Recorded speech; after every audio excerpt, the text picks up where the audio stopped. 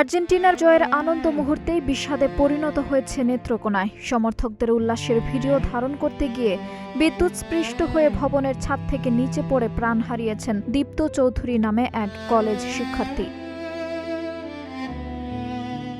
বুধবার দিবাগত রাত আনুমানিক 3:15টার দিকে নেত্রকোনা শহরের কেন্দ্রীয় শহীদ মিনার এলাকায় এই মর্মান্তিক ঘটনা ঘটে। নিহত দীপ্ত চৌধুরী শহরের মালনী রোড এলাকার বাসিন্দা বাদল চৌধুরীর ছেলে। তিনি নেত্রকোনা সরকারি কলেজের সম্মান 2য় বর্ষের শিক্ষার্থী ছিলেন।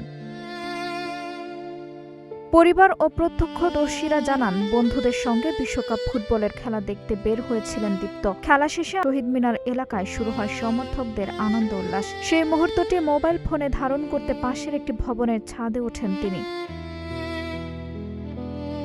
ভিডিও ধারণের এক পর্যায়ে অসাবধানতাবশত ভবনের পাশ দিয়ে যাওয়া উচ্চ ক্ষমতা সম্পন্ন বিদ্যুতের তারের সংস্পর্শে চলে যান দীপ্ত।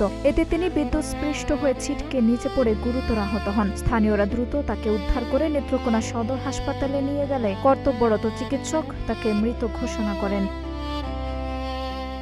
নেত্রকোনা সদর হাসপাতালে জরুরি বিভাগের চিকিৎসক জানান, বিদ্যুৎস্পৃষ্ট হওয়ার পর ছাদ থেকে পড়ে যাওয়ায় তার শরীরে গুরুতর আঘাত লাগে। হাসপাতালে পৌঁছানোর আগেই তার মৃত্যু হয়। দীপ্ত চৌধুরীর অকাল মৃত্যুতে পরিবার, স্বজন, বন্ধু ও সহপাঠীদের মধ্যে শোকের ছায়া নেমে এসেছে। একই সঙ্গে এলাকাবাসীও শোকে স্তব্ধ।